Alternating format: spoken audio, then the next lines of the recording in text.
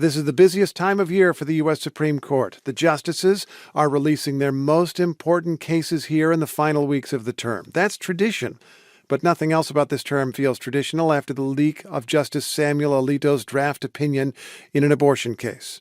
NPR's Nina Totenberg has been asking what's going on out of sight at the court as we wait. Hey there, Nina. Hi there, Steve. What are you learning? It's pretty ugly. Between the leak investigation and the distrust among the justices and among the clerks themselves, the place sounds like it's imploding. And I'm going to give you one example. Justice Thomas, in a speech right after the leak, seemed to say that he no longer trusts his colleagues. When you lose that trust, especially in the institution that I'm in, it changes the institution fundamentally. You begin to look over your shoulder. It's like kind of an infidelity that you can explain it, but you can't undo it. And he implied that he doesn't trust Chief Justice Roberts. The court that was together 11 years was a fabulous court. It was one you look forward to being a part of. Those 11 years were when Chief Justice William Rehnquist was chief, and he was succeeded in 2005 by Chief Justice Roberts. We don't know what the root of this antipathy is, but we do know that Roberts infuriated some of the court's conservatives 10 years ago, talk about carrying a grudge, when he changed his mind and voted to uphold key provisions of Obamacare. Those switches, Steve, they're pretty rare, but they do happen and in good faith. Sometimes a justice just changes his mind. But that switch so infuriated some of the court's conservatives that it leaked, obviously from the conservative side, to embarrass Roberts. So in that case, some justices' bad feelings leaked out, but now we have a leak of an actual draft opinion, which seems almost never to happen, on abortion, just about the most emotionally freighted, politically freighted topic you could imagine. And Roberts has ordered the court's own marshal to investigate who's responsible. That must have added to the bad feelings. Well, it's a mess. So to begin with, the Supreme Court marshal oversees basically all the security and administrative functions of the court, including overseeing the Supreme Court police.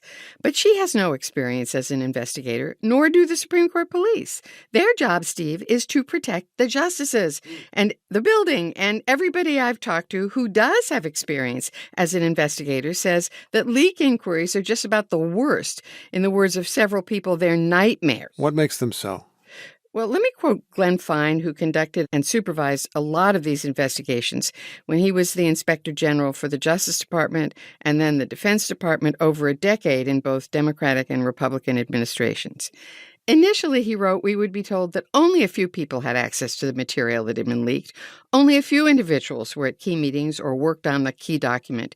But he said, invariably, when we probed, the universe of people who had access expanded exponentially.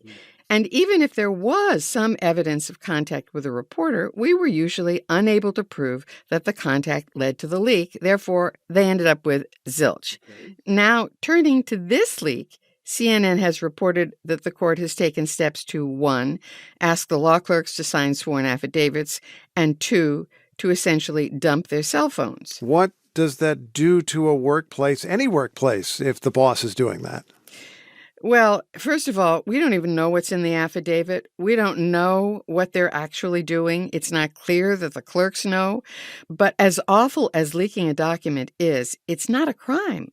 Lying in an affidavit is a crime. So imagine if you swear under oath that you didn't do that, and it turns out that your college classmate is a reporter at Politico and you had dinner with him in April prior to the leak, well, you could be in a heap of trouble. That's all hypothetical. We should mention what you just said. Go on. Yeah. Total hypothetical. So indications are that some of the law clerks are lawyering up. Not to mention, Steve, talk about potential hypocrisy. If the court can dump information from your cell phone without a warrant, well, that directly contradicts the Supreme Court's own unanimous ruling 6 years ago when it said that police could not search a suspected gang member's phone without a warrant after he was pulled over in a traffic stop.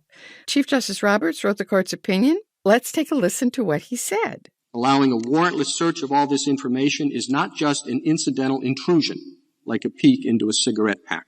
It is a significant invasion of privacy going far beyond the arrest itself.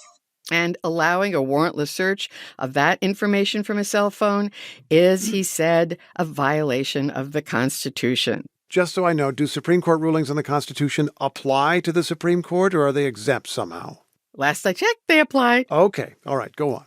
So it wouldn't surprise you to learn, and it didn't surprise me to learn, that there are terrified law clerks who've been calling law firms wondering if they need legal representation, all of which presents its own ethical problems, since these law firms do have cases in front of the Supreme Court of the United States, and some justices may refuse to allow their staffs to participate, especially if they see this as a witch hunt. How is all of this affecting the day-to-day operations of the court itself?